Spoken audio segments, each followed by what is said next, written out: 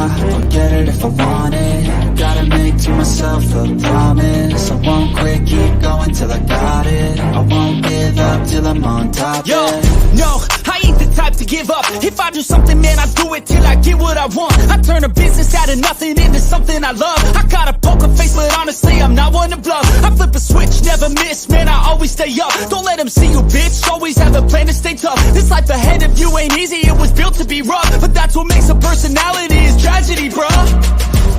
So keep your head on your shoulders. Now we ain't out here moving rocks, we out here moving.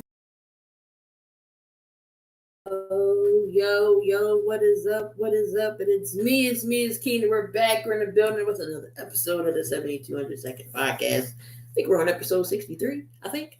I got my guy, Coach Dante, always here in the building. What's going on, Coach? Oh, what's going on? I'm ready to get off into it. What's good? How you doing? Nothing much. I know last week we had some stuff. We already got some people in the chat. Daniel's always here. We got fishing. We got Jury. What is going on with y'all? Hold on, fishing. Hold on. Appreciate y'all. We got a good jam-packed show for tonight. We got some NBA, some MLB, NFL, and we got some WNBA. Some fun stuff for the NFL. And, of course, Coach got his list. I think he didn't forget. Of course, there's some stuff going on. There's MLB. There's WNBA. So I'm sure that is on his list. But let's get into some NBA. We had the summer league start officially yesterday. So we get to see some of the rookies that's here in the NBA. We get to see some undrafted kids who's trying to make the team. I do know last night there was a couple of games, so we can go over that.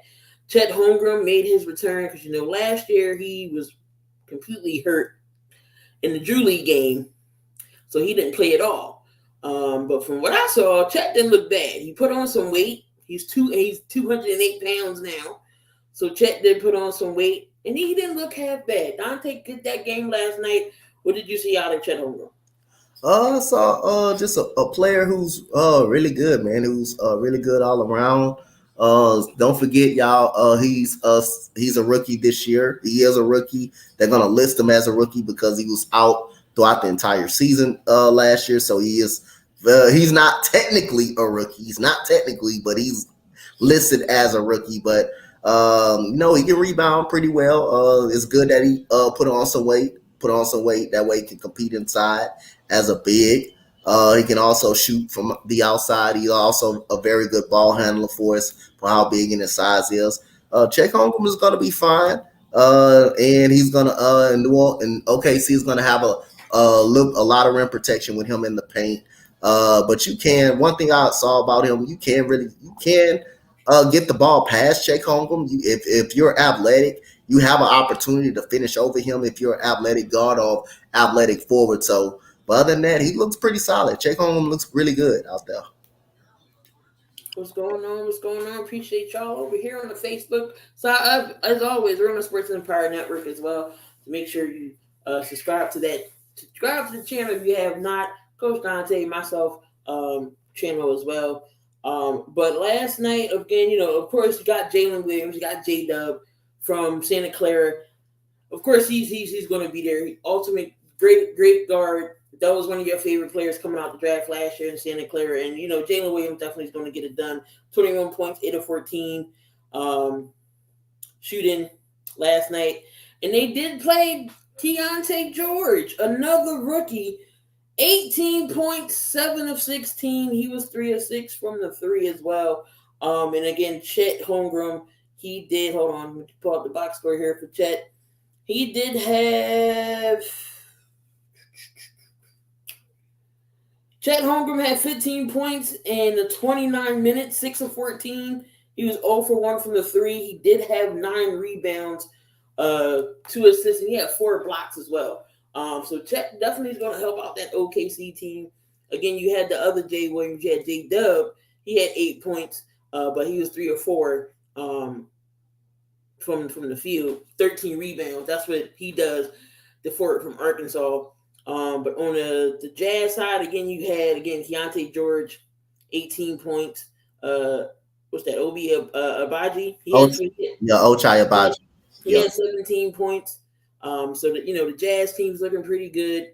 Let's see. Zaire Smith. I know y'all remember that name, y'all. I know y'all remember that name. And us Sixers fans know that name all too well because a certain somebody got traded for Mikal Bridges. He is back in the summer league, and he's with OKC. He only played 3 minutes, but he didn't do nothing. But Zaire Smith is back in the NBA. Jesus Christ. Who else played last night? We had the Heat and the Lakers. Jaime over there for the Heat, 22 points. Jovic, he had 21 points over there with the Heat. Jaime didn't look too bad. What do you think about Jaime? He looked really good. He looks really well. Pretty good. Watched him a lot at UCLA. Got a nice little all around game. He was jumping about the gym yesterday. He was jumping about the gym on that the poster and the alley-oop dunk that he caught. So no, Jaime Jaquez looked pretty good, man. And then on the Lakers side, we had Jalen Hood-Schifino. He had 15 points. Again, you had some of the young guys trying to make that team. I only know Jalen Hood on that. Lakers squad, he had 13. He had 15. Christie had 17. Swindler had 13 for that team. And Miami wins 107-90. Then we move on over to the Spurs and the Hornets. Victor didn't play yesterday, but he will debut on Friday. So Victor will play on Friday. But Julian Champagne, 30 points. 30 points for the Spurs. Sixers had Champagne at one point. Anyway, Barlow with 24. He had Stevenson with 13. That's who scored over there. We had Brandon Miller's debut with the Hornets. Lord have mercy. He was a foul machine. You get 10 fouls in the summer league. He had 7. But he had 18 points, 5 from 11. What do you think about Brandon Miller, and is he going to calm down the fouls? Yeah, he'll calm down eventually. He'll start learning. He'll calm down. That's not really a concern for me. And he also had quite a few turnovers. I believe 7 turnovers, if I'm not mistaken, 6 or 7 turnovers. So he had pretty much a sloppy game, but he's so talented. He still finished with 18 points on 5 of 11 shooting. He still was able to be efficient. So I think he'll calm down. I'm not concerned about Brandon Miller.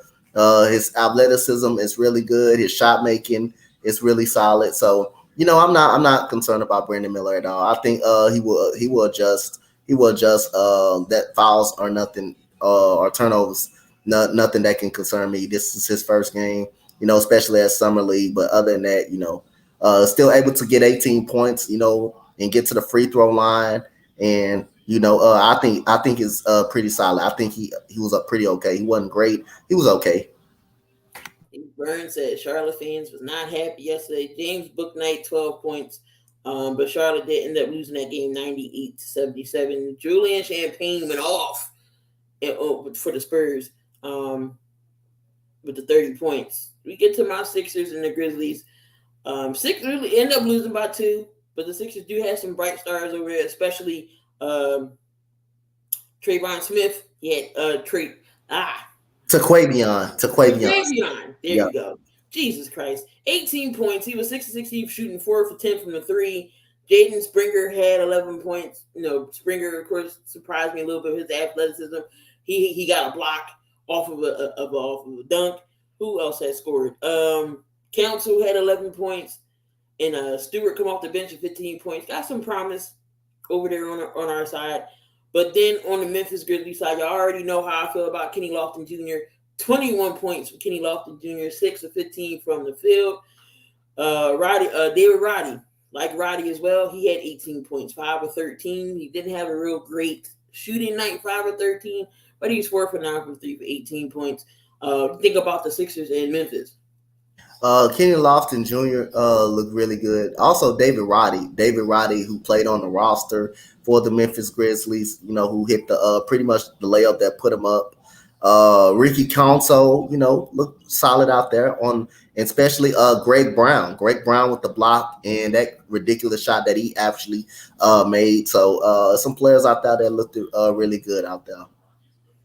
Yep. And let me see here who else played last night. And then we had the Kings and the Warriors. The Warriors lose 100-94.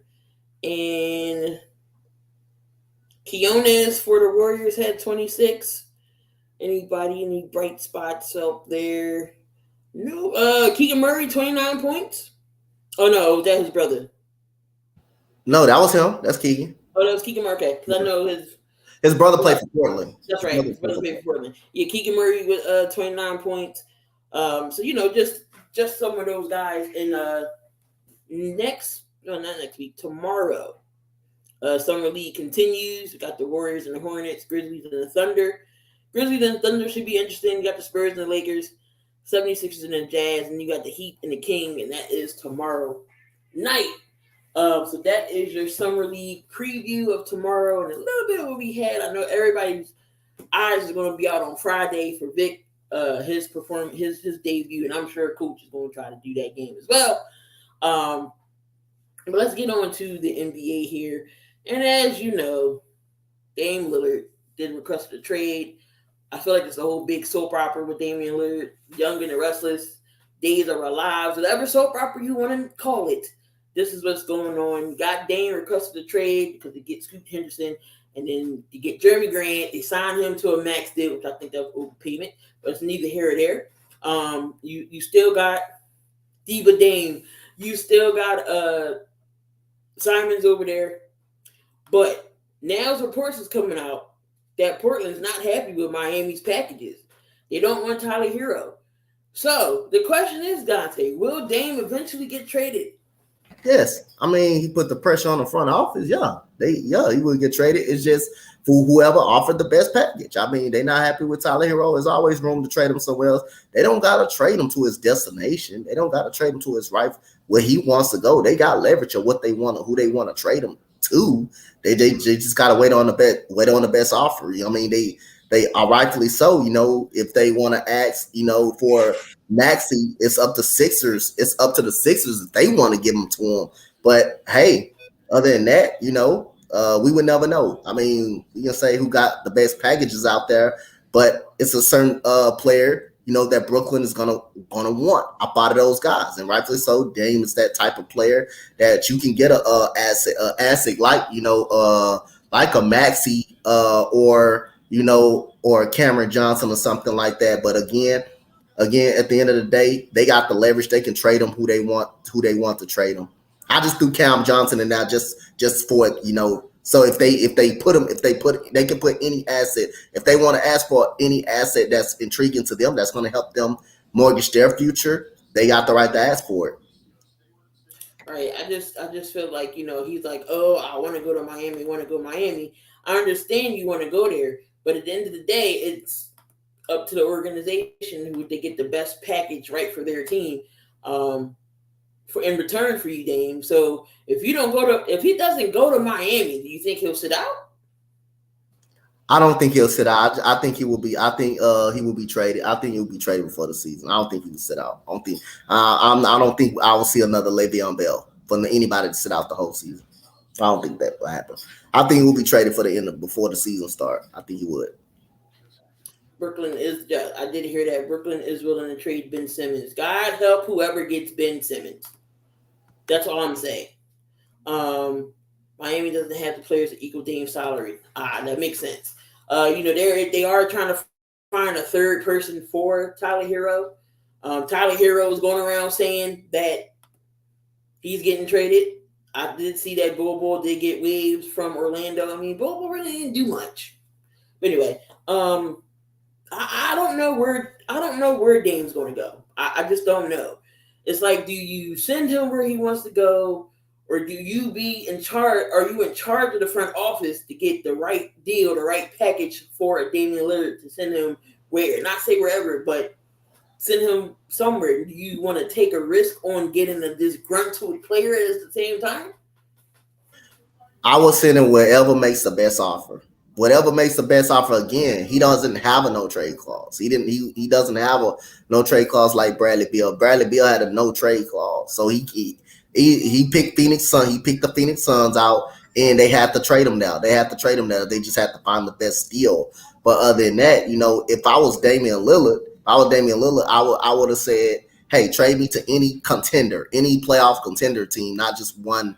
That would make it seem like that he's probably a diva. He won't play. If I'm Damian Lillard the professional way, you say trade me to any playoff team. I'll go to any playoff contender or championship contender team outside of Miami. If I can't get to Miami, I will be willing to go to a Boston I will be willing to go to a Boston or a Milwaukee or a Brooklyn, any type of playoff team, or hell, even a Philadelphia, even though I don't think they championship contenders, but I'll be willing to even go to any playoff team that I can compete with, I just want to compete.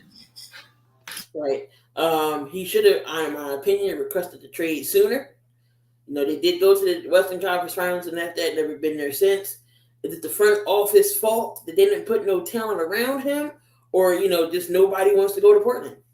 It's a combination of both. Nobody wants to go to Portland, and he hasn't had the best of talent. Now, you can say LaMarcus Aldridge, young Nicholas Batum, Wesley Matthews, but was that team good enough to get past the Spurs? Hell no, that team wasn't good enough to get past the Spurs. The weakest team he took to the Western Conference Finals, him and CJ McCollum, they took to the Western Conference Finals, but it was clearly, that's why I thought he should have asked out at that point in time. It was clearly they weren't going to make it back. They weren't good enough to beat anybody, but even with a LaMarcus Aldridge, Damian Lillard was the one to knock down the big shots.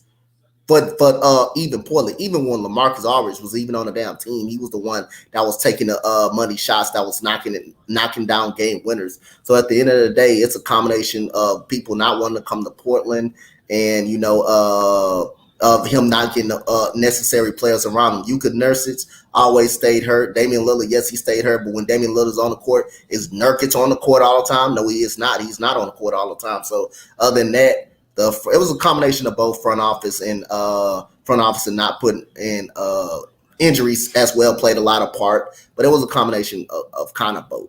I'm not gonna just rule out and say he can't be a number one option on a team.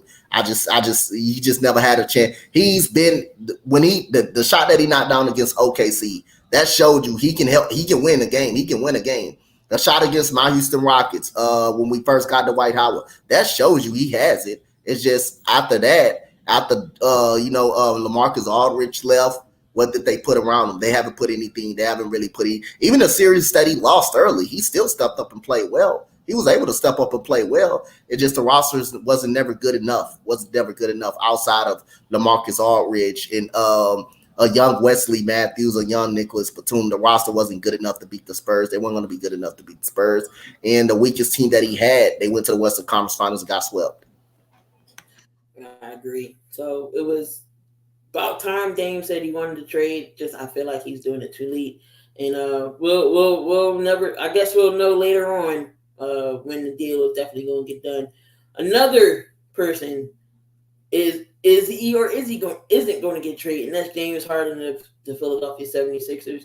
We all know James Harden. Daryl Morey wants to trade. Daryl Morey wants to trade James Harden. But to where? We all know Daryl Morey doesn't want to get back anything in return, but I just feel like, on some things his asking price is too high. Like he tried to trade Tobias Harris for Mobley and some other players, and of course Cleveland's going to hang up the phone. So y'all talked about this briefly on the morning show this morning, but would you trade the house to get somebody in the caliber as Damian Lillard for the Philadelphia 76ers? No. Like I said again, I think Daryl Morey is stopping this trade. I think he's stopping this trade because again, he wants too many assets for, Tobias Harris, who's not a star in this league. He wants too much for Jay. Like if I'm Daryl Morey and the Clippers got an offer on the table, if they got that type of offer on the table, I'm taking that offer. I'm signing off on that offer. If I can get a Terrence Mann, if I can get a Norman Powell, if I can get a Marcus Morris to straighten up my bench and help my bench depth, because Sixers already had two people that left already off the three off the bench left already. So at the end of the day, if I can get that package, oh yeah, I'm signing off on that deal and I'm signing off on that paper in a heartbeat. And I'm getting some better players. And Robert Covington, you getting 5 starters. That's like 5 starters. You getting back. So at the end of the day, Yes. I'll take Rocco back in Philly. I mean, it's not like you're going to start him. He's coming out. He's a bench player. He's a bench Right. player. But you also add some depth. Norman Powell, Terrence Mann, Marcus Morris, Nick Batum. That's a damn starting five right there. That's a second starting five. And they start on any team in the league. I believe they can start on any team in the league. So if I'm Daryl Morey, I'm looking at that deal for James Harden. You can send him to the Clippers, and bam, and bam with Tyrese Maxey and Joel Embiid with the helm. Hey, you got a competitive starting five. You got a competitive starting five and a competitive bench. And a competitive bench. Now, with those players around you, you have a chance to be better and compete more. Because you got just you got 1-2 punch in Tyrese Maxey, and you don't got a third that can. And now, if he decides to keep Tobias Harris, now he can play as a third option. He can play as a third option. Or if you want to trade him, he can still do that just to get money off the books. You still do that. It's not that we poop on Tobias Harris, because Tobias Harris is a good player. Yes, it's just we complain about the contract, and that's not his fault. It's the organization's fault why they gave him that max. But Tobias Harris isn't a bad player. I just feel like Doc Rivers used him in a bad role, just have him sit there and wait for the three. Tobias can post up. He's a very good post-up shooter. He improved on the three. He got a mid-range. He goes to the basket. He can dunk. He can do it all. It's just I just felt like Doc Rivers had him out of place. And just seeing him sitting over there waiting for the three, that's not Tobias Harris at all. When Harden wasn't there, he was averaging 20, 25 points a game. We don't know when he can do it, because that 1 year I felt like I said, Tobias Harris deserved to be an all-star. Not a starter, but at least a reserve. He should have been an all-star that year that Harden wasn't there. That's how good numbers he was putting up. As far as a talent like Maxey, no, you don't give up the house just for a good 2 to 3 window. I understand Joel Embiid's not getting any younger. He is getting up there in age. He's not 30 yet, but he is in his prime. I get it. You want to win now, but at the same time, what if you bring in somebody like a Dame Lillard, and then what if you don't even get to the finals or to the Eastern Conference Finals? Then what? You gave up the house, the car, the kids, the dog, Wells Fargo Center. You gave up Franklin the mascot for one dude. You're still not going nowhere. I'm not doing that.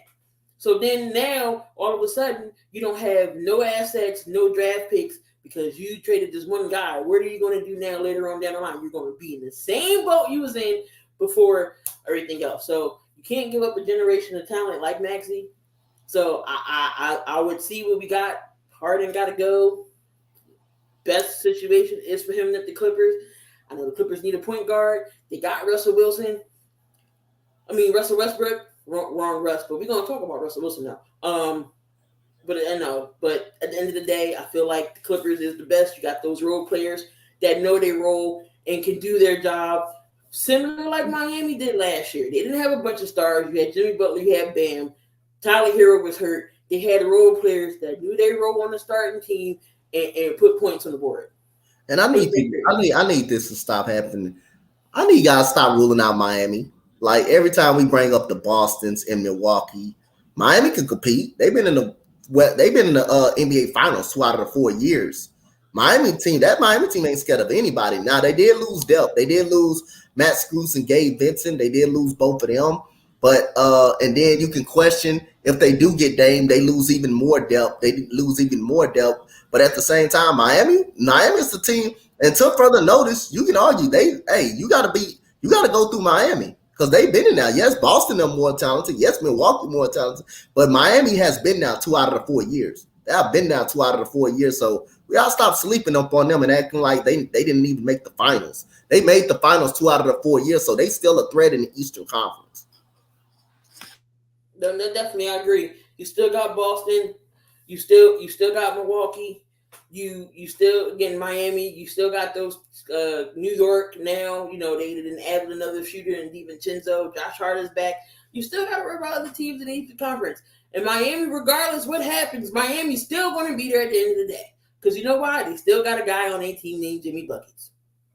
So, what's going on, Chris? Chris says Miami might be one of the most underrated teams in the NBA who goes to the finals 2 to 4 years and consistently not in the conversation to win a chip. They probably not in the conversation to win a chip, but they're in conversation of getting there. They're in the conversation. Probably not gonna. They probably come up short when they win a chip. I agree with that. But as far as getting there, yeah, they're a threat. We gotta stop. We gotta look at them because they've been ones been in there 2 out of the 4 years. Even in the bubble, you forgot who they beat. They beat Milwaukee. They beat Milwaukee to get there. Milwaukee did the next year to get the revenge. But at the end of the day, this year you forgot who they beat. You forgot who they beat this year. They beat Boston this year. They revenged the loss after Boston ended up beating them to get to the final. So we gotta stop sleeping on Miami and start looking at Miami. They can be a threat, even if they run it back. Comment says the question is, do you want to win now or do you got to think about sustainability? Hunter, over there from the Philly Insider Podcast, appreciate you being over here. From a perspective fan, if Lillard doesn't work out then we can just rebuild rather than being mediocre. He did say also he'd rather go all in. He loves Maxey. He's a beast, but I don't know if he's taking us to the chip, the team we have. Lillard give us a chance in the next 2 years to do it. All right. Trusting Pat Riley. Hey Mo, what you say? Pat Riley knows what he's doing. Hey Mo, what you say? You knew better, huh? The pick against the Miami Heat, huh? Mo said he knew better. But regardless, Pat Riley's going to do whatever he needs to do. If he wants to bring Dame Lillard in here, if he really wants him, he'll definitely get him in here. As far as Morey and Harden, it's just going to be another waiting game. Look how long it took to get Ben Simmons out of here. So I just think Morey's waiting for something. I don't know what he's waiting on, but he's waiting for something. But I'm gonna say in the beginning of the season, when the season starts in October, sometime James Harden will be in an open day roster. So that's just me. Burns says Boston is not guaranteed to win come playoff time. Tatum and Brown are turnover machines. And then love Dame, but add him to the Sixers won't bring a title back. All right, so we're going to jump off the Sixers and James Harden trade. We Tobias Harris, we just don't know. You see how long it took him to get rid of Ben Simmons to trade for James Harden. So we'll see. He was just waiting. I don't know what the hell he's waiting on, but he's just waiting. But anyway, should LeBron James be happy with the moves that they did this free agency? Yes, sir. He should be happy with the moves. I mean, including getting their guys back. They got their guys back and got more. But they got Torian Prince, who's really good, man. Great 3-point shooter, evidently, and is a great defender. They also signed Rui Hachimura back, and they got Austin Reeves back. Gabe Vincent is an upgrade off of the bench. Well, I don't know if he's better. He's not better. I don't think he's better than Schroeder. I don't think he's better than Schroeder. So I can't say it's an upgrade. Outside of shooting, Gabe Vincent, Schroeder impacts the game on the defensive side and ball handling as well. So outside of shooting, Gabe Vincent does bring you toughness and he does bring you 3-point shooting. But I'm not gonna say he's an upgrade, but that is a solid pickup. That is a good pickup for him. They were still able to keep Jared Vanderbilt and D'Angelo Russell. They're deep on the bench. So yeah, LeBron should be happy about including his guys coming back and getting some guys for some depth. So yeah, he should be happy, and the Laker Nation should be happy. Definitely, the Lakers did go ahead, and I'm not going to use Freddie's word and dominated free agency. I'm not going to go that far. Let's say dominated. But they had a good free agency. They got Rui back. They got Austin Reeves back, the two guys who improved their team after the deadline. So it was good that they get those and some in return. So LeBron should be happy about the pickup and the moves that Rob Pelinka did. This is last year. Rob better go all in. But the question is, where LeBron leaves, should they trade AD for assets? Now, AD is up for an extension as well. What do you do with AD, Dante? Do you trade him or do you give him the max or do you give him the deal? It depends on if LeBron James is coming back. If I'm AD, I'm trying to see if LeBron James coming back. I'm trying to see if he's coming back. We don't know. And when this season over, we all don't know where LeBron James is going to end up at because he ain't going to give you a hint into free agency. So at the end of the day, if I know LeBron is gone, then yeah, I think you should trade him. Get something back for him. I don't think you should pay him. Pay AD. It all depends on if LeBron James, because when LeBron James gone, when he's gone, that's it. We already know. We already know how LeBron James impacts a team. So if I'm Anthony Davis, I got to think about, will LeBron be here? Will LeBron be here or not?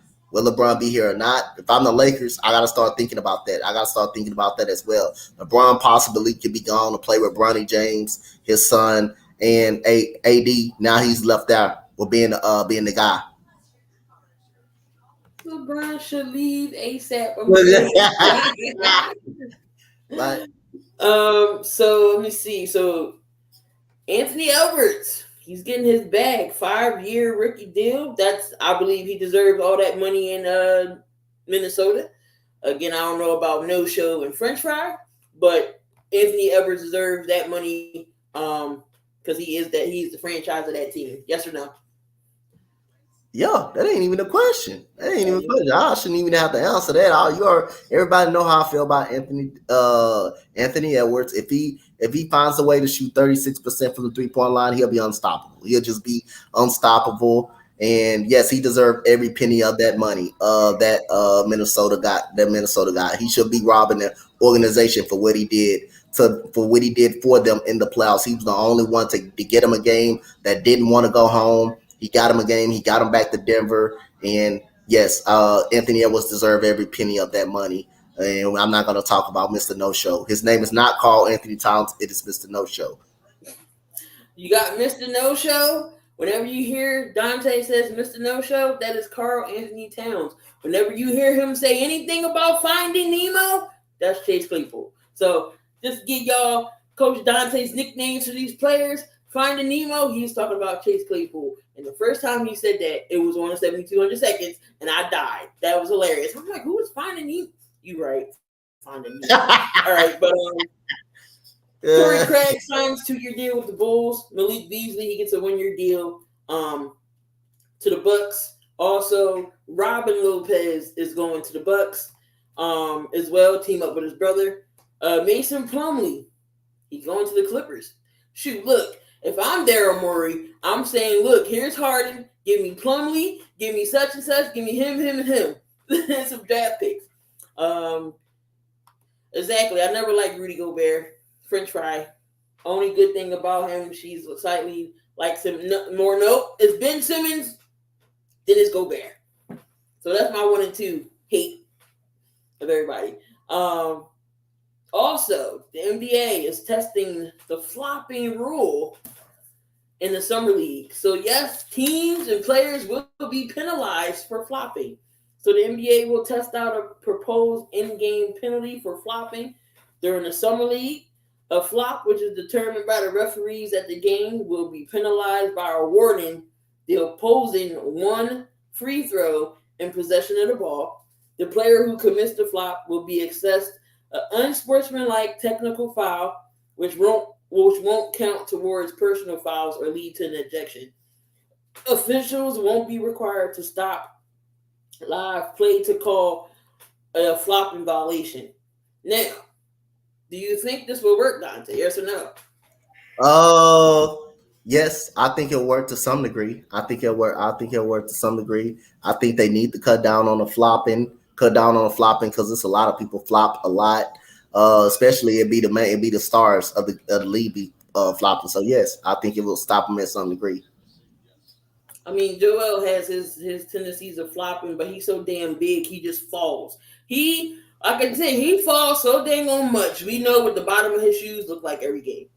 Joel Embiid, sometimes that dude can be clumsy, bro. He just fall down. He just get out there and just fall down sometimes. Even without nobody making contact with him, he'll just get out there and fall down. That was my son at one point when I had him when I coached him on his basketball team. Jalen fell so much. I had parents in the stands count how many times he fell. He was like, that's 7 today. He fell every game. I'm like, Bart, get up. I knew the bottom of his shoes looked like. Get up. Like, why are you falling? I understand you 7'3", and that's a hard fall. Stop falling. Maybe you won't get hurt all the damn time. Like, I get it. I know the sun is killing me. I know that. Till they find a new way to flop. That is true. That's definitely true. Wow, they waited to the end of LeBron James' career finally to fix the flopping. And Joel Embiid be looking like he has 2 left feet. It's crazy. Like, he has excellent footwork, but he clumsy as hell. You know what? My cousin across the street used to do that when I coached him in flag football. And every time he used to fall, he used to literally fall, be clumsy, and fall down on purpose. Every time he do that, you know what I do? I take this notebook and hit him upside the head with it. Because we don't wear helmets on flag, so I just take this notebook and go upside his head with it. I just don't know. So let's hopefully, Embiid come. In my opinion, I think Embiid needs to lose a couple pounds, get in shape. Maybe he won't fall so much. Maybe he'll be so maybe he can be durable. Like right now, I'll put him next to AD. You call for him, his ass might break. So, but Cole, let's get into your list before we get into the NFL. Who's number 1? All right. So it's gonna be some questions about my list, and I'm gonna be ready for it. So other than that, I'm gonna start with Summer League, man. I'm gonna start with number 5, Keontae George. And I'm gonna send a message and I'm gonna call Arku out. He hasn't been in the chat ever since, but I hit him up on Twitter, tag him, no response. If you're gonna come in the chat and say I'm not as high on Keontae George because you read a goddamn article and you looked at highlights and you're reading from other fan base, watch college basketball, watch the game, and you will see how the player, he has playmaking upside. Yes, he has bad decision making, but he has playmaking upside. But Keontae George, 18 points, 4 assists. That's playmaking ability, and 5 rebounds, and also that's defense ability right there. And he had 3 steals too. So he played a lot of defense in that game.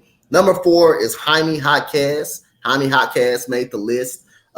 He has 22 points, 3 rebounds. Very good very good very good for them as well for the Miami Heat.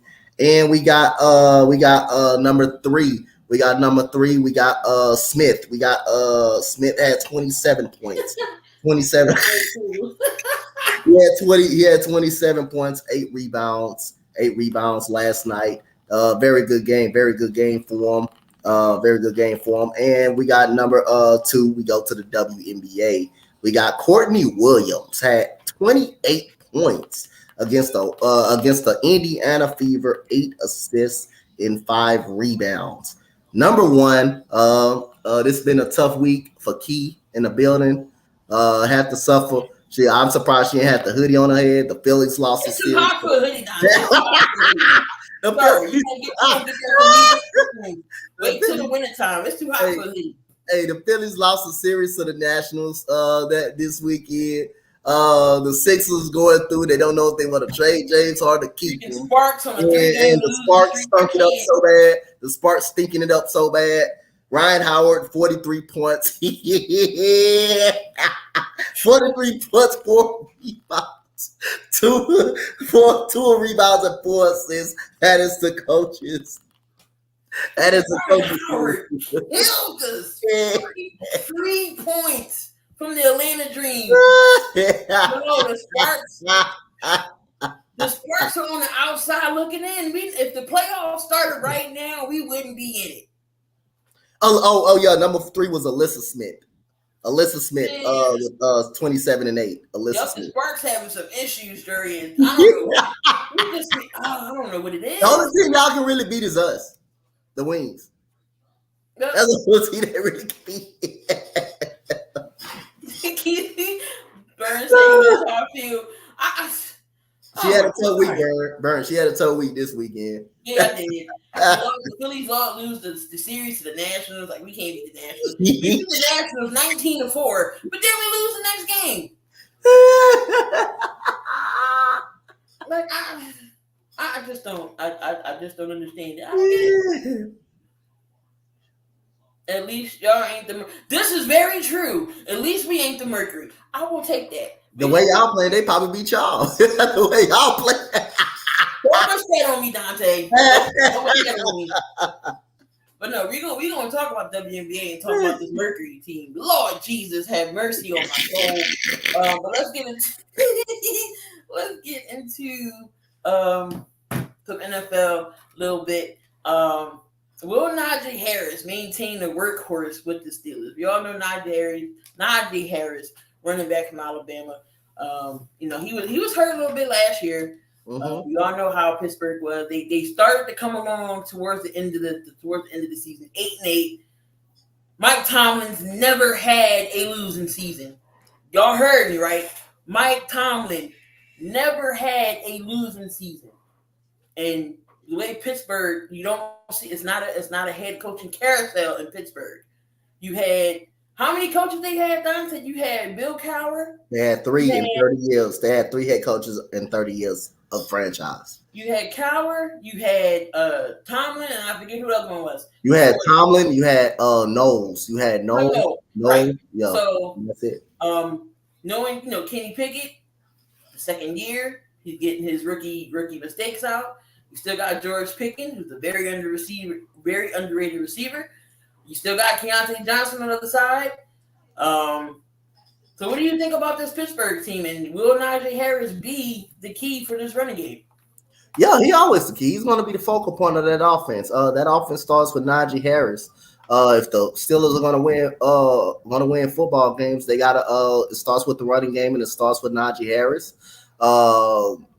Every team is going to try to stack the box this year because they know Najee Harris is going to get the ball. It's up to Kenny Pickett to find George Pickens, who had a solid year last year. But other than that, I think the key is Najee Harris. He can catch up out of the backfield. He can run between the tackles as well. So the key is Najee Harris. If he runs the football very well, then that opens up spacing for Pat Fryermuth, Keontae Johnson, who had a quiet year last year, but he also did have a solid year. You wouldn't think that. You wouldn't think he did, but he did. He actually did.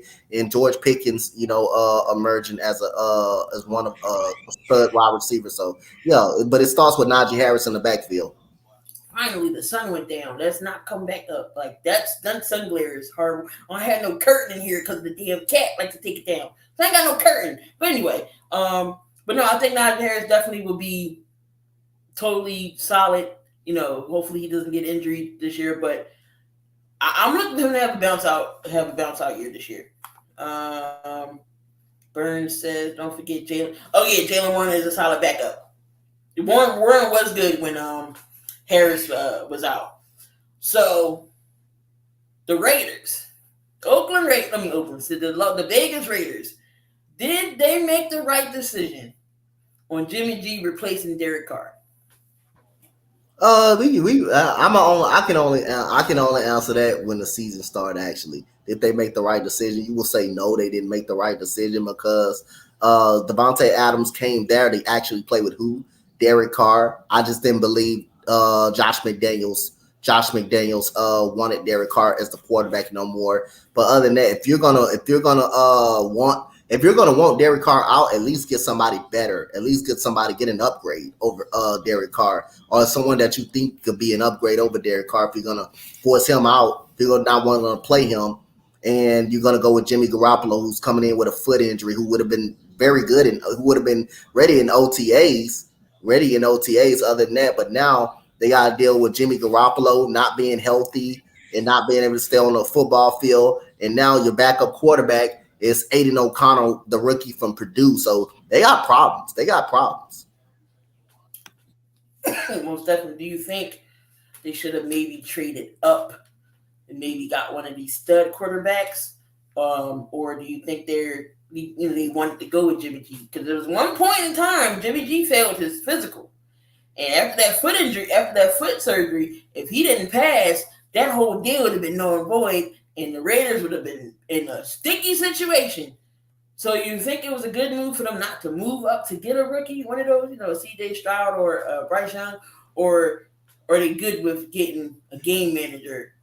The only quarterback I believe they almost could have gotten is Anthony Richardson. They wouldn't have got Bryce Young. They wouldn't have got CJ because it was clear both of those teams. Bryce Young was going to be the pick for the Panthers, and it was clear Houston for about a month. That's why I never put it out, and everybody was guessing who Houston was going to pick. But I've been knowing for a month they was going to pick CJ Stroud was the pick. But other than that, I don't think they would have got close to getting none of those two. But I believe Anthony Richardson, if they presume an offer for the Colts, I believe they could have went on that one. I believe they could have went on that and went up and got Anthony Richardson. I believe that's the only quarterback they had a chance to get. Right. So we'll see what Jimmy G can do When the season comes up, we'll see if Devontae Adams is. This is the year we're going to see if Devontae Adams decides he don't want to be in Vegas no more.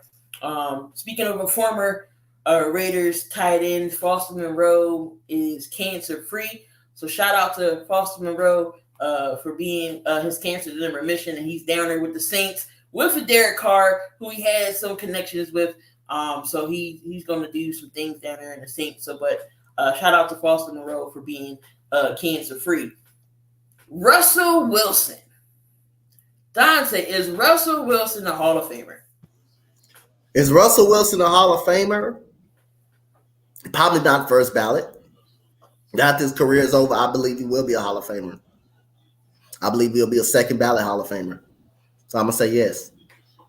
So let's go over Russell Wilson's career numbers.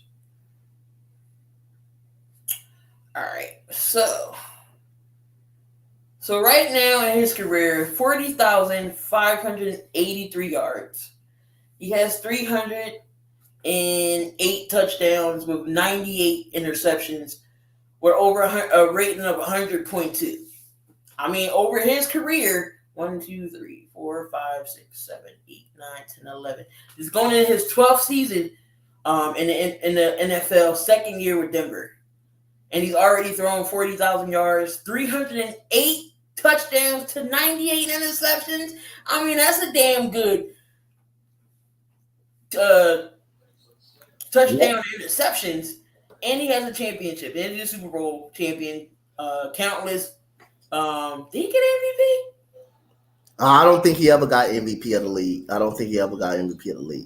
He hasn't won an MVP, but I mean, I think he's a Hall of Fame. Like you said, may not be valid. His career is not over with yet. His career is still got some time. But I think if he does retire, I think he's a second ballot. He's probably a second ballot Hall of Famer. What's going on, RC? Appreciate y'all. Simon said Russ is. No on a Hall of Fame is it yet. Oh, what's going on, B.I.? Happy birthday.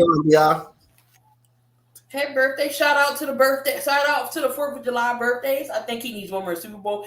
He could have had another Super Bowl if he would just audible and say, here, Beast Mode, take this ball in. Like, I'm sorry. I got a rebuttal to that. If I hear Pete Carroll say, oh, we throwing this ball, I'm going to be like, I'm sorry, Pete, we're not throwing this ball. What's he going to do? Be mad at you because y'all got your second Super Bowl because you decided to make an executive decision and give Beast Mode this ball who got you after that hell of a catch that Tyler Lockett did, and y'all get to the goal line and y'all give it to Malcolm Butler for an interception? No, I'm sorry. Russell should have changed the play and let him run it in. I'm going to say this. Do Aaron Rodgers need one more Super Bowl to solidify his legacy as a Hall of Famer? Or if he retires today, will he be a Hall of Famer? I think A-Rod be a Hall of Fame. That's what I'm saying. I don't think accolades or championships should define your career and what you do. I don't think he needs one more Super Bowl to get to a Hall of Fame. Aaron Rodgers has one Super Bowl and many opportunities he had. It failed. So I believe if Aaron Rodgers retired today, he's a Hall of Famer. Without another MVP, without another Super Bowl. I'm not gonna say he may need an MVP. He doesn't need an MVP. I'm gonna say he doesn't need an MVP or another ring. I think his career still goes on, and I think he will break some more records. But when he retires, I think he will be a Hall of Famer. I don't think he needs another Super Bowl. I think he's already proven in this league enough. He'll definitely have a better year than he did last year, because he had 3,524 yards, 16 touchdowns, and 11 interceptions last year. 84.4 is the passer rating. But he'll definitely pay better. He'll pay better this year because of Sean Payton. Definitely will turn things around with him and the organization here. So, but no, I do think Russ will be a Hall of Famer after it's all said and done. I think he will be. And is Jordan Love more prepared to take the Raiders, to take the Packers helm more than Aaron Rodgers was? Is he more prepared than Aaron Rodgers was? No, I'm not gonna say that. No, I got to see him out there on the football field this year. This is our first little look. to be on a football field, for him to be on a football field. If he was any good, you know how Aaron, how quickly Green Bay moved on from him to get to Aaron Rodgers, Brett Favre, when he was a quarterback. You know how quickly Green Bay moved on for him. So I think if Jordan Love was any good, or showed any type of flashes, they would have moved on from Aaron Rodgers quick as they actually could. So I'm not gonna say he's more prepared. He's more prepared than Aaron Rodgers was, because that's some big shoes to fill. RC says no, he's not. He's going to be satisfactory in his progression, though. We don't know what we're going to see out of Jordan Love, so I can't say yes to that question or not. We don't know what Jordan Love can do. We've seen flashes. We've seen him in a couple games. We got to see him in a full season, see what he can do with the Green Bay Packers. Then we can, analyze him and go from there off the season that he's going to have. Will he play better than Aaron Rodgers? We won't know, because we don't know. You still got good running game with Aaron Jones down there. I mean, you still got Dobbs. They did add some pieces, tight end in the draft.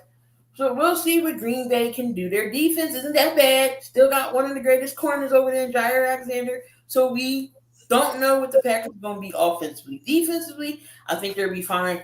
Offensively, we got to see what Jordan Love can definitely do. All right. So this we're going to do weekly, because I did see this on NFL.com, and I think it was pretty interesting to talk about. Okay. So what I'm going to do is they did a mock draft. They did a mock draft, so 7 rounds. Each week we're going to go over each round. So week 1, we're doing it today. So NFL mock draft, round 1, building a win-now team from active players in 2023 season. Okay. So, number 1. So again, we're going through the order of picks that it was this year, but we're just adding new players. We're just adding right now players. So with the number 1 overall pick, the Chicago Bears is going to take Patrick Mahomes. Unlike in real life, they passed up on yo. 2023, the Bears don't trade out of the top spot, and unlike in real life for 2017, which they did, they could have got Patrick Mahomes. So they're going to quickly grab Patrick Mahomes. But I'm going to let y'all know now, this top 10 heavy is going to be quarterbacks. I already looked through it a little bit. Number 2, Dante, your Texans take Joe Burrow. Even though Josh Allen is available, Houston chooses the QB with more recent playoff success. Burrow is 5-2 over the 2 past postseasons, appearing in 1 Super Bowl, 2 AFC title matches, while Allen goes 2 for 2 in that span in 2 straight divisional round losses. So you got Mahomes and Joe 1 and 2. But we did make the right pick with Watson, though. We did end up making the right pick. It just didn't work out long term. So we did end up making the right move. Yep. Fisher says Jordan Love will need a good year. Start to break in to see how good he can be. Number 3, Josh Allen goes to the Arizona Cardinals. Arizona is just fine selecting Allen. His arm, his strength, mobility makes him dangerous offensive playmaker. Even if he was with the Cardinals, he would still be running, because, they like to run with Josh Allen. And even though I know they got James Conner, he still will be a running quarterback with the Cardinals.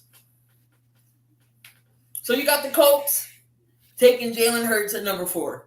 Uh-oh. New Indianapolis coach and Land's former Philadelphia offensive coordinator Shane Steichen, happy to be reunited with his former quarterback. Nick Allison's there. Shane knows the ups and downs of Jalen Hurts. So Jalen Hurts will be in the Colts. That would be very interesting. That would be interesting. Number 6, Aaron Rodgers goes to Denver. The Broncos land Aaron Rodgers after a year of being paired between the team and a failed QB failed to materialize. Denver wants Rodgers to once again hoist the Lombardi trophy near the end of his career, framed like John Elway did and Peyton Manning, who did it with the Broncos before him. Yep. Number 6 is the Los Angeles Rams, and they're taking Trevor Lawrence. In his final 9 regular season games last season, Trevor Lawrence completed 69.7% of his passes for 2,273 yards, was a 15-2 touchdown to interception ratio, showing that his performance plus the 4 touchdown effort in the thrilling comeback win over the Chargers in the playoffs, that he's on the verge of becoming a top 5 quarterback. You agree or disagree? I think after this year, if he has success this year, I think he will be on the verge of coming up top 5 quarterback. So they had number 7. Of course, number 7. The Raiders had number 7 pick, and they're taking Justin Herbert. Justin Herbert to the Raiders. Can you imagine? That's crazy. To the Raiders. Herbert's touchdown total ticked down in 2022, 25 from 2025. When he had in 2021, he had 38. But don't let that distract you from his capability of leading a prolific offense. Can you imagine Justin Herbert and Davante Adams? That's crazy. Justin Herbert and Davante Adams. That's. And then you got Josh Jacobs. Can you imagine? That would be crazy. QB to that would be a crazy QB wide receiver duo. You got number 8. You got the Falcons taking Lamar Jackson. It's easy to picture the Jackson running and throwing in Atlanta like Michael Vick. So I can see that. Lamar Jackson in Atlanta. Number 9, we got Dak Prescott going to Carolina. 10, Aaron Donald goes to the Saints. Can you imagine the Saints with Aaron Donald and that defense that they already have? Cam Jordan, Marshawn Lattimore. The Saints have not selected a quarterback in the first round of college draft since 1971 when they got Archie Manning. They continue the trend here by picking the league's most decorated active defender. Even Aaron and Donald's first career season with less than 8 sacks, 5 in 2022, he still earned top 10 grades from Pro Football Focus. What's going on, Aaron? He said,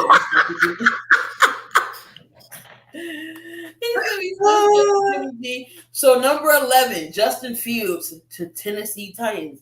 Fields is on track to becoming an elite pro quarterback coming off the season, which he ran for 1,143 yards, 8 scores. He'll be part of a strong Titan ground game. Can you imagine Justin Fields in Tennessee? Oh, with Derrick Henry and yep, Justin Fields together. Yep. So number 12, of course, we got Deshaun Watson with the Cleveland Browns. That's weird. Cleveland Browns linked themselves to Watson for a foreseeable future last year when they shipped a haul to Houston and landed the QB for $230 million guaranteed. Hey, Aaron brought something. He said he still hates Josh McDonough.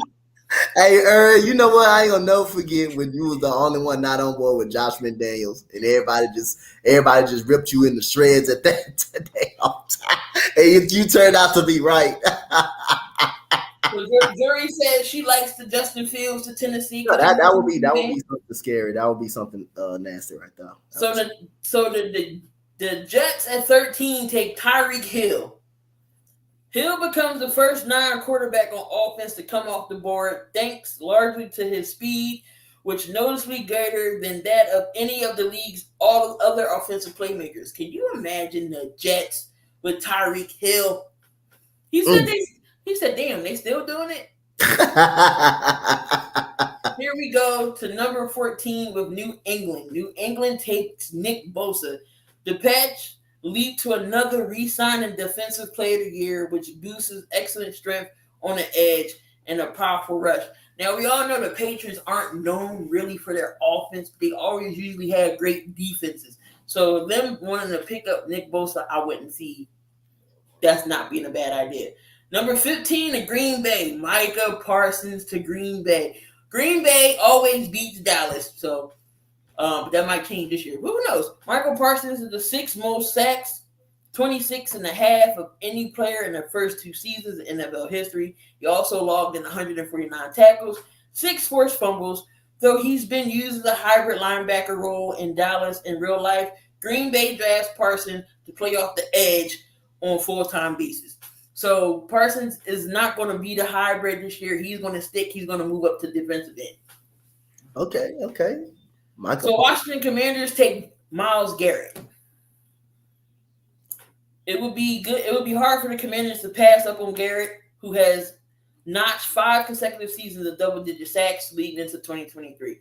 Knowing that, they Bryce that Young is always hurt, Myles Garrett would be a pick here to get for Washington, number 16. 17, the Pittsburgh Steelers, they go get Trent Williams. Trent Williams is mostly one of the best offensive linemen, but you can't forget about Lane Johnson, who hasn't given up a sack in almost 2 years. So you got to give Lane Johnson his flowers as well, but Trent Williams is up there when it comes to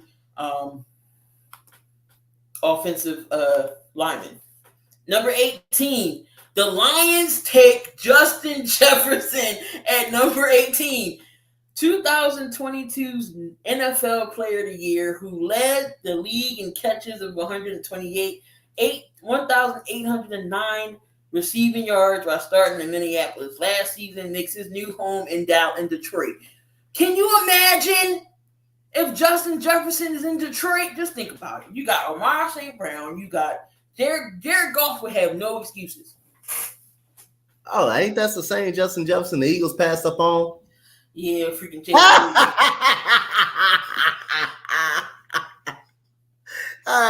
it's hard to imagine. Y'all passed up on All-Pro, 1,700 yard Justin Jefferson keep. Y'all passed up on the Justin Jefferson in Minnesota? I don't know what the hell Howie was thinking about there. Don't know what he was thinking about. But he made up for it. We got Devontae AJ Brown, but damn. Number 19, Tampa Bay takes Kirk Cousins. Kirk Cousins' playoff resume is fairly light, but since becoming a full-time starter in 2015, he's logged more passing yards, 34,110, than all but 2 players in Tom Brady and Matt Ryan. More passing yards, 234, but then all 3, Brady, Aaron Rodgers, and Russell Wilson. He's a solid signal play caller who's worthy of the first round slot. I mean, Kirk Cousins is Tampa Bay. I mean, all right. I got Mike Evans. He still can give you 100 yards, 1,000 yards receiving. A bold prediction. I still think Mike Evans is going to get 1,000 yards this year. He's still going to get 1,000. Damn, Key, everybody laughing at you in the comments. I don't care. Y'all can laugh. I laugh my dang on self. I just laugh like, oh my God, why? So number 20, the Seattle Seahawks take Sauce Gardner. So you already got Tyreek Woolen, and you're going to pair him up with a Sauce Gardner. Sauce Gardner immediately became one of the top corners in the entire league in year 1, 2022 Defensive Rookie of the Year. Fits the mold in that position for the Seattle Seahawks. 21, the Dolphins take Tua. That's funny. Okay. He got drafted there, so y'all gonna take him at 21. 22, Devontae Adams to the Chargers. Now y'all just swapped. Justin Herbert went to the Raiders, and now Devontae Adams goes to the Chargers, but we don't know who the quarterback will be here in this situation. Last year, 3-time first team All-Pro, reunited with his Fresno State quarterback Derek Carr. In this mock draft, Adams gets a chance to return to his hometown and play with the Chargers. Yep. Baltimore Ravens take Jamar Chase at number 23. Knowing they don't have a receiver for Lamar Jackson, they take Jamar Chase. Baltimore has been looking for a downfield playmaker for some time. Chase, who ranks 3rd in NFL with 9 touchdown catches of the 20-plus air yards over the past 2 seasons per next-gen stats. This is exactly what Baltimore needs to have another weapon for Lamar Jackson. 24, we got Travis Kelce going to Minnesota. What the hell? We got Travis Kelce in Minnesota. Kelce returned 34 this year, but there's no reason to think that he won't put up 8 consecutive 1,000-yard season. He figures to be consistent thorn to the sides of opposing defenses if he's not playing for Patrick Mahomes. Lamar Jackson has an arm on him. Kurt and Dak are fine. All right, so 25 goes to the Jacksonville Jaguars, and they take Christian McCaffrey. Ooh, Burn and ECG would have loved this. Christian McCaffrey went to the Jags. McCaffrey showed in San Fran last season 746 rushing yards, 464 receiving yards, 10 total touchdowns, 11 games after being traded from Carolina. Still a fantastic dual threat when healthy. Can you imagine if Christian Kirk was with the Jacksonville Jaguars? Oh, no. So we got the 26th pick here for the Giants, and they was 26 this year. They're taking A.J. Brown. No, they ain't got no receiving help for Daniel Jones. The Giants take A.J. Brown. Brown was prolific in his first year with the Eagles, racking up 1,496 yards, 11 touchdowns on 88 catches. His yards per catch mark 17.0 would have been the second best single season average in Giants history among players of 130 plus targets behind Victor Cruz. That would be interesting if the Giants did have A.J. Brown on their team. The Dallas Cowboys get Stephon Diggs. Stephon Diggs will get no short yardage on targets in the Cowboys offense thanks to his toughness and ability to make defenders miss. So rounding up the last bit of picks in this first round, Buffalo was at 28 this year. Buffalo, they're going to take TJ Watt for that offense. Watt missed 7 games in 2022 due to injuries, including a torn pectoral muscle. He said he feels great. Can't imagine that head coach Sean McDermott would enjoy coaching a player who's had 37 and a half sacks between 2022 and 2021. That would be scary if TJ Watt was on a Buffalo Bills team. We got Chris Jones going to the Bengals at 29, another offensive lineman that they need. And number 30, San Francisco takes Russell Wilson at number 30. Ooh. Like Wilson's new life coach, Sean Payton, Kyle Shanahan has a proven history of getting the most out of quarterbacks and would be similar suited to help Wilson bounce back from a horrible year of 2022. And then at the 31 pick, the Eagles take Kyler Murray. What the? Why are we Kyler Murray? Why? It's uncertain when Murray will be back ready for return to action after tearing his ACL last December. His electric talent coaxes the Eagles in taking a first-round shot that would get him. See, we used to that shit, doing second chances on people. Kyler Murray, though, but then the Kansas City Chiefs at number 32, they had the last pick of the first round. They take Geno Smith.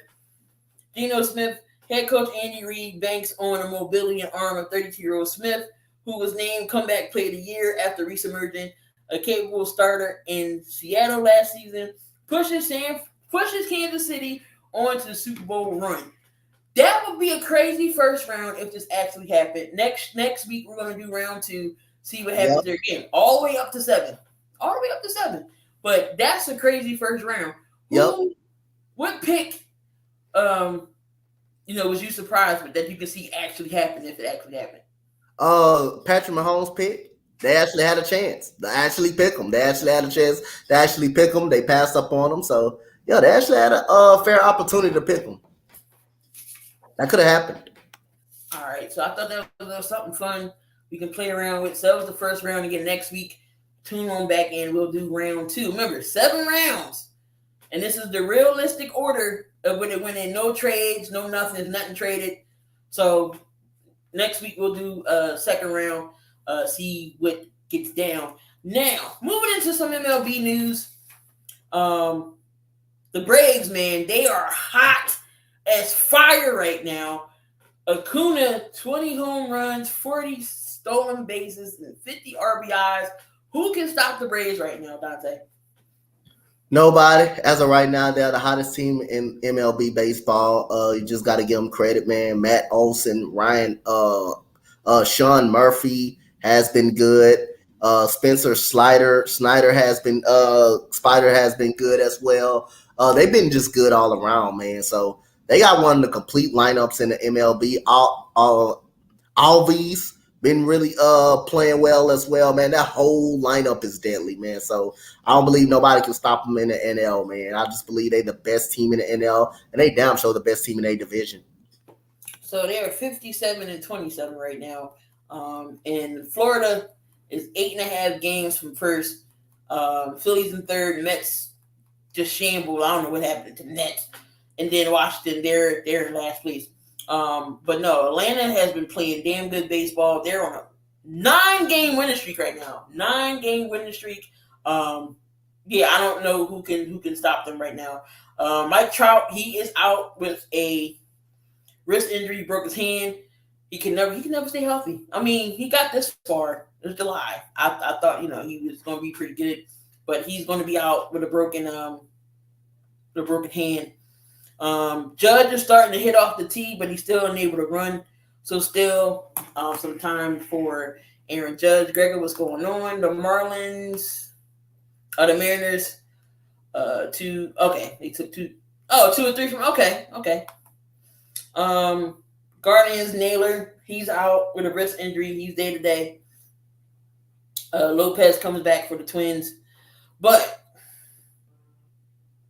let's talk about the All Star game and the rosters and who got snubbed. Now, I just had it, so now I gotta go back.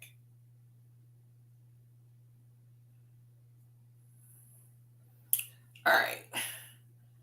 So for your NL, your AL starters, you got Joey Heim at catcher, you got Yandy Diaz, you got Marcus Simeon, you got Josh Judge, Corey Seager at shortstop, Mike Trout. Well, we might get somebody different now because he's hurt. We got Randy Rosarina, Aaron Judge, and we got Shohei Ohtani at DH. I don't know who the reserves are, but in the National League, you got Sean Murphy, Freddie Freeman, Luis Arraez. We got Nolan Arenado. We got Orlando Arcia, Acuna Jr., Mookie Betts, Corbin Carroll, and J.D. Martinez. Those are your starting lineups. So who do you think got snubbed from the All-Star game? I like that. I think that's about right, man. I like that. I think Matt Arise definitely deserves an opportunity. I definitely like that. Will Smith though now for the Dodgers? He's a reserve though. He should have been you could argue he should have been the starter. I think he's one. Who JT Realmuto the starter, right? No, Realmuto. The only Philly that's in the All-Star is Nick Castellanos. He's a snub then. He should be in the All-Star game. He's one of the top catchers in the MLB. He's one of the top catchers in the MLB. So that's a snub to me. Tatis is not in this list. Matt Olson. Pete Alonso didn't make it. Matt Olson didn't make it? Nope. They make it as a reserve though. Oh wait, no, he did. I think he's a reserve. Okay. Castellanos, L'Oreal. I don't think Juan Soto. Phillies are betting the Rays today. Oh, if we play the Rays today, we losing. It's 3-1. It's 3-1. Y'all winning right now. Oh. It's 3-1. And it's in the ninth inning. I am shocked then. Anyway, let me see. Let me see if I can see the whole relievers. I mean the whole they showed me the reserves. All right, so the American League reserves, the Salvador Perez. We got Vlad Jr. We got Bo Bichette, Jose Ramirez, Luis Robert Jr., Austin Hayes, Jordan Alvarez, Adolis Garcia, and Brent Roker. Then we got Will Smith, Elias Diaz, Matt Olson, Ozzie Albies, Austin Riley, Darby Swanson, Pete Alonso, Juriel Jr., Castellanos, Juan Soto, and Jorge Soler from March. Jorge Soler, yeah. So that's your NL. I mean that's your AL and NL reserves. Okay. Pitchers, you got Ohtani, Garrett Cole, Castillo, Sonny Gray, Shane McClanahan, he's going. For the National League, you got Galen, Spencer Strider. We got Bryce Elder. Okay. Clay Shaw made it. Marcus Stroman. So no Tatis. He didn't get in. Who else? Some other people who didn't get in as well. But that is your NL. Who you think is going to win the All Star game? The AL been dominating lately, so I'm gonna stick with the AL. They've been dominant lately. Especially, I don't know if Shohei's going to pitch, but he's going to get a couple hits off of the DH. And the manager is Dusty Baker for the AL. Yeah, you gotta put the defending World Series champions right there. Yeah, you gotta put him in. Yeah, he deserved the right to be win an All Star game. Yeah, gotta put him in. Dusty Baker. I've just seen it. Are you serious? Wow. What? Rob Thompson. You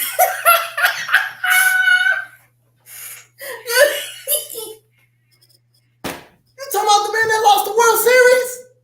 Yeah.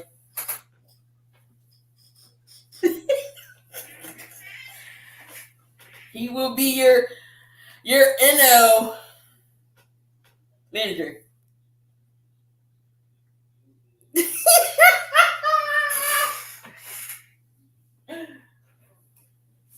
You put a person that lost the World Series as a manager instead of a person that won the World Series. That's a travesty, man. Come on, man. That's a travesty. Well, you got Dusty Baker coaching the American League side and Rob Thompson coaching the National League side. Oh, I thought you said he wasn't managing at all. No. I was about to say. I swear I was about to say if he wasn't, boy, I was about to run up out the room at this time. No. He's Dusty Baker got the American League team. No, but Rob Thompson deserved it. He made it. He made it to the World Series. He made it to the World Series, so he deserved to be coaching. But I do still think the AL might win this. Then again, I don't know. NL got some good pieces on their squad. Sean Murphy, Freeman, Arraez, Nolan Arenado, Acuna Jr., Mookie Betts, Carroll, JD Martinez in that lineup. I don't know. It should be interesting though. Yep, it will be. But the winner gets home. What is it? Advantage in the playoffs or on the World Series or something. But we got the home run derby here. We got Julio Rodriguez. We got Vladdy, Mookie Betts, Randy Arena, Pete Alonso, and Adley Roshan from Baltimore. Who do you think is going to win the derby? Who's all in the derby again? I know Vladdy is in the derby, right? Julio Rodriguez, so J-Rod. You got Mookie Betts. Okay. You got Randy. You got Pete Alonso, and the guy from the Orioles, Rushman. Abby Rushman. Yeah. Yeah. So what you call it? Vlad not in it? Yeah, I said that. Oh yeah, I'm going for Vlad then. I think I'm going for Vladdy Guerrero Jr. All right. I don't know. Alonso might retain. He was champ last year. Schwarber was two. They cheated Schwarber last year. They cheated him on that, but Schwarber lost to Albert Pujols. So, but no, I mean, it is. I think it's gonna come down to Vladdy and Pete Alonso in the finals, and I think. That boy, they made Yali. They made Kyle Schwarber lose to a broken back Albert Pujols. They cheated him because they didn't count a home run. But anyway, let's get over to the WNBA side so I can be more depressed about this dang on Sparks team who's on a 3-game winning streak. Dante, what is wrong with the Sparks? I don't know what's wrong with the Sparks, man. They don't play no type of defense at all. Kurt Miller was supposed to be a defensive guru, but again, they're really struggling to put the ball in the basket. Ryan Howard just torched them yesterday, but it starts on the defensive side of the ball. They got to get better on the defensive side of the ball. and everybody else outside Mecca, Agumake has to step up and make plays outside of her. So Agumake is a hell of a player, man. She's a hell of a player, and they got get some of these injuries. They've been pretty injury rattled too as the season wore on. So a combination of not playing pretty good defense and not having other players to step up. Right. Yeah, I don't know. We just can't finish games. NECA can't do it by herself. Other players got to get involved. I know Cook's a rookie, but she has her moments. We brought Destiny Henderson over as well. Jordan Canada, Lexi Brown, y'all got to get together. The Erica Hamby can't do it all by herself either. So the Sparks gotta get it together. I know they do. Next time they play is hopefully we can get a W. And we play tonight. Oh shit, we play the Dream again tonight. Oh yeah, y'all play tonight? Yes. It's Tuesday. No, tomorrow. Sorry. Y'all play tomorrow. Oh yeah, y'all losing. That's a loss. I'm just joking. We got the Dream and the Sparks, Mercury and Liberty, Phoenix and the Link, and then the Wings and the Aces. They play tomorrow. Lexi Brown got to get healthy. And then you still got Thomas and Samuelson. They're good as well. But when did Lexi Brown hurt herself? I don't even remember. It looks like we got a trade. The Mystics trade Amanda Zazu B to the Fever in return for Queen Egbo. The Mystics trade Amanda Sowie B to the Fever for Queen Egbo. Okay, that's a nice. That's pretty solid. It's a pretty solid trade. I like it. All right, so James Wade.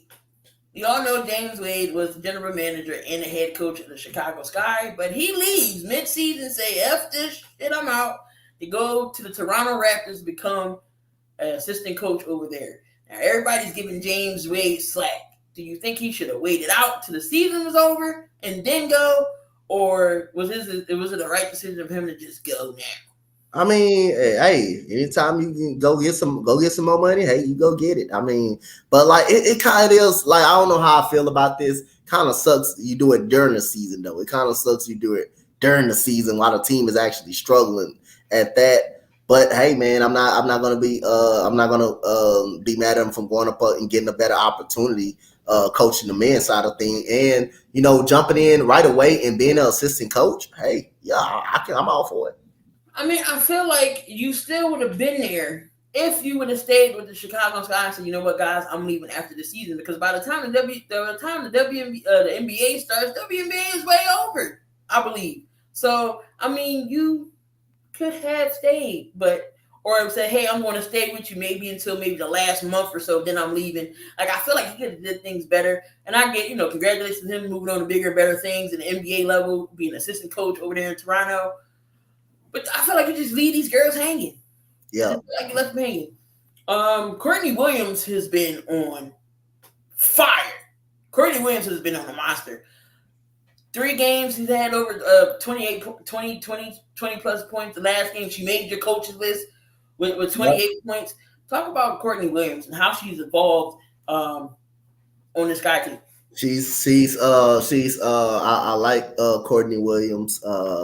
She's been really good. She's a really good, and you can't forget, she's also a very good veteran too in the locker room for the Chicago Sky as well. So she definitely was one of the reasons why they won yesterday. Probably had 28 points. But other than that, man, she's a veteran. She knows how to score. She knows how to hit that mid-range jump shot. And hey, she plays very good defense. And she's a very good energized player. So I like Courtney Williams. Most definitely. I like her with Courtney Williams again, Kalia Copper as well. You still got Mayberry who's been shooting lights out as well for that team. But I like Chicago right now. Especially Courtney Williams bringing that veteran leadership to that locker room and on the court. James Wade, I never really liked him. He should have never came back to begin with. I mean, James Wade could have made some decisions in that playoff game where he didn't call a timeout. I feel like if he called a timeout and regrouped, he might have won. This guy could have, been in position to move forward into the. I mean, I don't think they would have beat the Aces, but still, But Santu Sabli, Dante, talk about your girl, Santu. She had 27 the last game. I think the last one I saw. Yo, she is balling. And you got to put her in the MVP talk. MVP talk. I'm gonna hold off a little bit upon that one because again, it's just a matter if we're gonna be really in I think we're gonna be a playoff team. I think we're gonna be in the thick of things. But right now, man, if she's healthy, which she wasn't last year, she came back kind of late. She came back kind of late during the Seattle Storm game. And she wasn't healthy a couple of years ago, but she did make an All-Star team earlier in her career. So other than that, if she stays on the court, that's another key to our success. Sabli, like I say, she's just basically like a guard. She's basically like a guard. She's a power forward in a guard's body. She can dribble, she can shoot, she can create her own shot. Satu Sabli is another key to help Enrique out. And our players been playing well, man. Our players been playing well. The problem has been the turnovers. And the problem has been the turnovers. We are a very turnover-prone team. So we lost a lot of games that we should have won basically on turnovers and on mistakes. But like I say, our big three has been playing really well. Even Natasha Howard, she's been playing really well. Enrique came on strong last game against the Washington Mystics. And Washington Mystics are a goddamn good defensive basketball team, man. That team is really good on the defensive side. Got to give Coach Eric Tebow some credit, man. They play well and hard on the defensive side. Sign 2 is balling. We got the standings right now. Of course, the Aces are 15-1. New York is 11-4. Connecticut is 12-5. We got Washington 9-7. Dallas Wings is even 500, 8-8. Chicago Sky is 8-9. We got the Dream 7-8. Minnesota, they're 7-9. Told you they weren't bad. I told you they weren't a bad Minnesota team. They were good. Number 8. If the playoffs ended today, Minnesota would be in the playoffs. And who was on the outside looking in? Of course, my Sparks are 7-10. No, they're not outside looking in. Indiana is 5-11. Seattle is 4-12, and a god awful Mercury. Yeah, Mercury stink. They stink. Mercury end up firing their coach. They get a new coach in. What does Mercury have to do? The Mercury is not guaranteed that the Mercury could get number 1 pick. And if the Mercury do get number 1 pick, we already know who's going to them. Oh my goodness! We already know if the Mercury end up getting the number 1 pick. You might as well get your Caitlin Clark jerseys now because that's where she's going. Caitlin Clark and BG. What got to happen with what has to happen with the Mercury? The record got to improve. If they want to get the number 1 pick, lose every game. Simple as that. If they want to get the number 1 pick, lose every game. Just lose every game on purpose. See, that's if you want to get Caitlin Clark. But I'm not in agreement for them. For them to get the number 1 pick. I mean, I believe you should go out there and try to win. At least try to put up a fight and try to win. But other than that, they've been playing better the last couple of games, though. They have been playing better the last couple of games. So I got to give them credit. For they playing harder for Nikki Blue than they play harder for Vanessa Nightguard, who looked like a deer out of a headlight and looked like she had no business what she's out there doing or what she's coaching. But other than that, the players seem like they're playing really hard for Nikki Blue. Right, my bad, Nikki. Yes, if the playoffs started today, the Sparks would be on the outside looking in. We would not be in it. Damn, y'all won't be in? No. Oh, my bad. Dang, we can't get nothing. We ain't won the championships in Canvas Park 11. God. Asia Wilson signs an extension for 2 more years with the Aces. I don't see anybody beating the Aces anytime soon.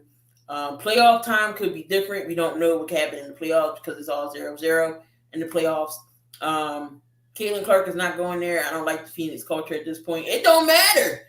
If the Mercury has number 1 pick, they're they're going to take Caitlin Clarkson. You run that damn card up to the podium. You don't even take no chance. You run that card up to the podium.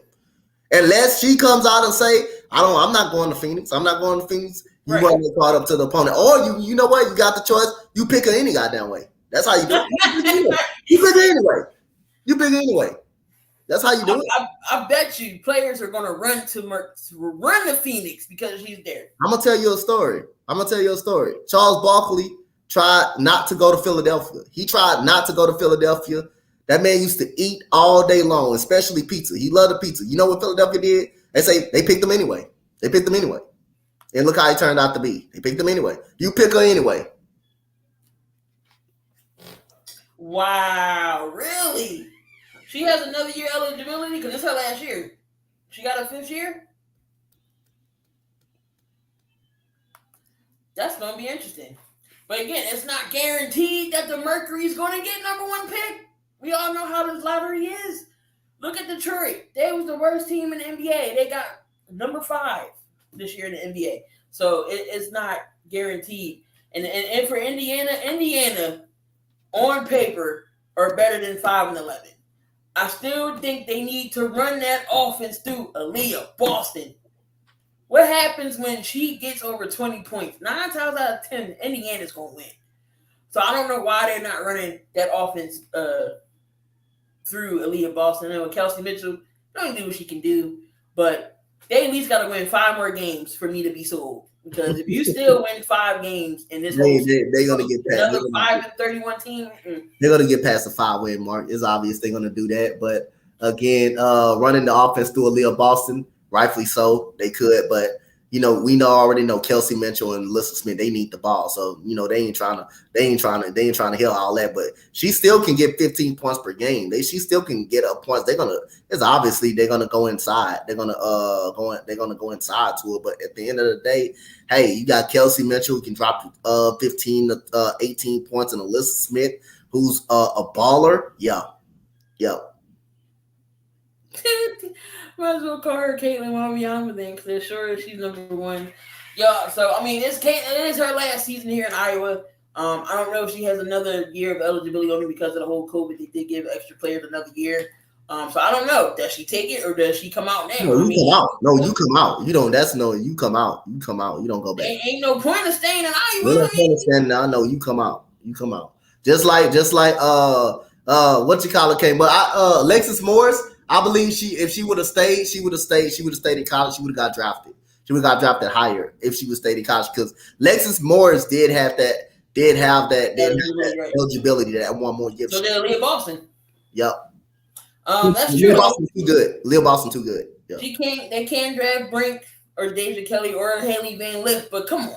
You're gonna pass up a Caitlin Clark. No disrespect to these girls here because they definitely can ball, but you're going to pass up Caitlin Clark number 1? I don't know. No, I'm not doing that. Not doing that. I'm not doing that. Caitlin Clark, if that happens, Clark and BG. If my wings are anywhere near the top 5, which is I don't think we're going to be. If she drops over them 4, you better, hey, Coach LT, you better run that damn card up to the podium. But she's gonna go number 1. I think she. Can you imagine if Indiana gets number 1 pick again? so you're already gonna have Aaliyah Boston and Caitlin Clark with the Indiana squad. That would be the missing piece they're missing.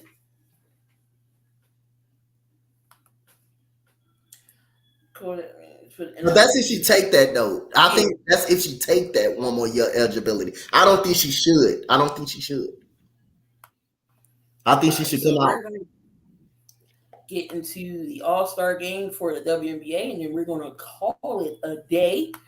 All right. And put the starters and the reserves up here. 1 second.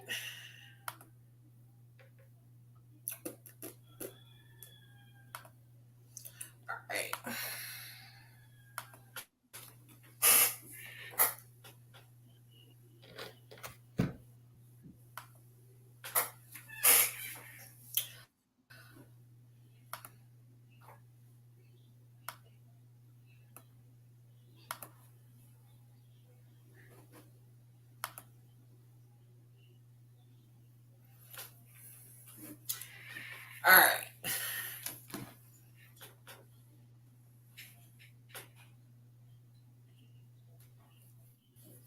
here we go. So here we go for the starters. We have Jackie Young. We got Joe Lloyd, who's been balling over there with Seattle. We got Asia Wilson. We got Santu Sabli. We got Enrique Gumawale, Stewie, Chelsea Gray, and Brittany Griner. Nneka Ogwumike is your starters. I don't know how they're going to split them up, East-West. I don't know. Or they're going to do captain thing. But there are your starters for WNBA. Anybody gets snubbed from the starters, I'm going to go through the reserves, and we'll see if anybody who you think got snubbed. So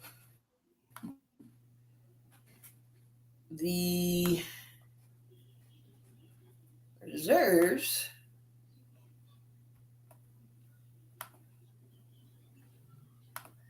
So there's your reserves. So on your reserve list, we got Dewana Barner, we got Nafisa Collier, we got Kalia Copper, Elena Deladon, Alicia Gray, Sabrina Ionescu, Ezzy Migbeger, Kelsey Mitchell, Cheyenne Parker, Kelsey Plume, Alyssa Thomas, and Courtney Vandersloot. Did anybody get snubbed that's not on this list?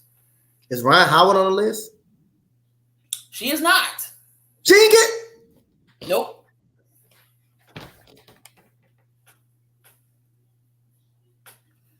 Nope. Wow, you got Cheyenne Parker on the list for Ryan Howard. Now, I mean, Cheyenne Parker is really good too, but Ryan Howard should be an all-star, man. She should very much be an all-star. Alyssa Smith definitely deserved it. Ryan Howard having a better season than Courtney Vandersloot. So, Asia Wilson and Brianna Stewart is your captain. So I think they're gonna pick teams. But yeah, no, she didn't get in.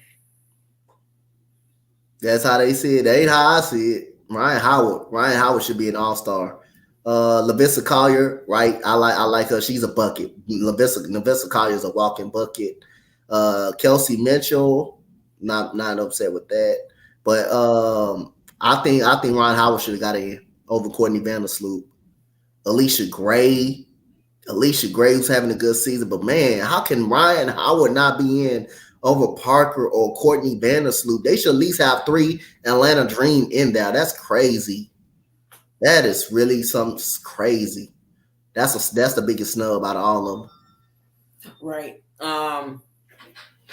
Who else can be on there that didn't make it?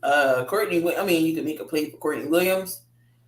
She hasn't been. She's not on there. Because we did do did we do? No, we did do the live. Yep. But yeah, they didn't make it. Nah, Alyssa Smith didn't even make it. She's got all these Liberty and Aces in the All-Star game. We got all these Liberty and Aces in the All-Star game. Got all these star powers in the All-Star game. At least Joe Lloyd made it. Yeah, it was obvious she was gonna make it. Alyssa Smith, did she make it? No, she didn't make it either. Alyssa Thomas did. Asia Wilson, she's the captain, so she's gonna play. She's a captain. She's the best player in the league, in my opinion. Asia Wilson, the best player in the league, outside of Brianna Stewart. I know Elena Deladon hurt her ankle, but I think she's back, so I'm not sure if I think she's gonna play. For her getting in a reserve, Ionescu is a reserve, like she's not an instant starter. That's strange. That is a good all-star team, so I'm anxious to see who's gonna win. And again, hopefully they don't get these girls the Walmart trophy like they did last year as a trophy, because that was horrible. That was definitely horrible. But there you have it, guys. There's another 7,200 seconds in the books. For y'all, talked a little bit of NBA, WNBA, NFL, MLB. We talked about it all today. Coach, what you got planned? What's going on? Man, tomorrow, man, I'm gonna be doing some summer league action tomorrow. So y'all already know what I got planned. And 4th of July will be spent here in the office, working, writing notes down, and chilling with family. So yeah, tomorrow, man, we will be doing some summer league action tomorrow. So hey, y'all stay tuned, man. Y'all come through, enjoy these rookies, and watch them play, man. So summer league action will be all weekend as well. Try to get a couple of WNBA games in, but we definitely gonna be doing some summer league though. We definitely gonna be on summer league all until it's over with. Definitely. Victor plays on Friday, so everybody's gonna be watching San Antonio on Friday. I know I'm gonna try to see what I can do, watch the games. I'm also doing a WNBA game on Saturday. Yup, I'm back doing some play-by-play. It might be a Mercy Rule game. Who knows? It's the Ace, not the Aces. It's the Storm and the Liberty. So we'll see. Hopefully, I don't have to call a Mercy Rule because they up by 30. I'm not sitting through that. You know what? I had it was actually matter of fact, Utah fought back last night. They made the game goddamn close. They made the goddamn game really close. But it was actually a mercy rule throughout it was actually 2 mercy rules actually, but I didn't want to watch those guys play. WNBA All Star game is hold on. And I know it's coming up soon. It is. When is it? I know it's in Vegas. The 11th. Damn, that's Tuesday. Next week. On a weekday? Really? Y'all put the All Star game on a weekday? No, I lied. Hold on.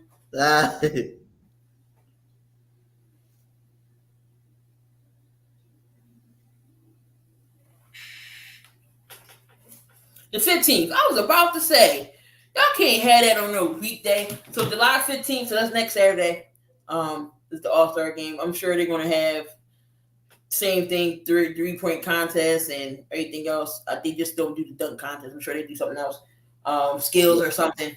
But July 15th is the All-Star game.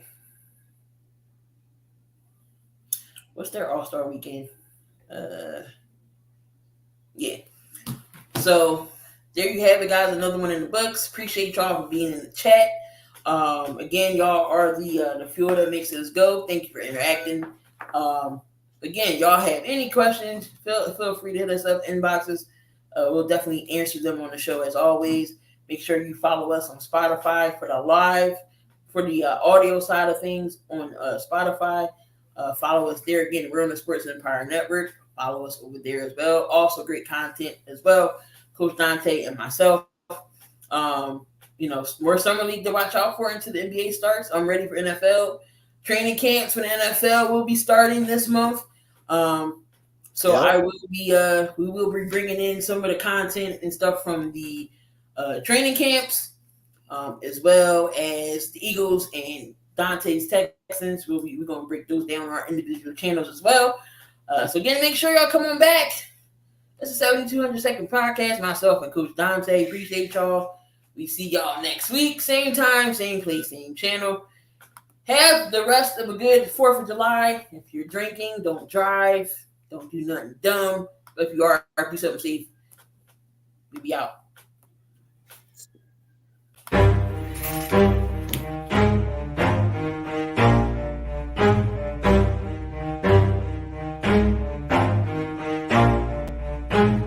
Never stop, I'll get it if I want it. Gotta make to myself a promise. I won't quit, keep going till I got it. I won't give up till I'm on top. Yo, no, I ain't the type to give up. If I do something, man, I do it till I get what I want. I turn a business out of nothing into something I love. I got a poker face, but honestly, I'm not one to bluff.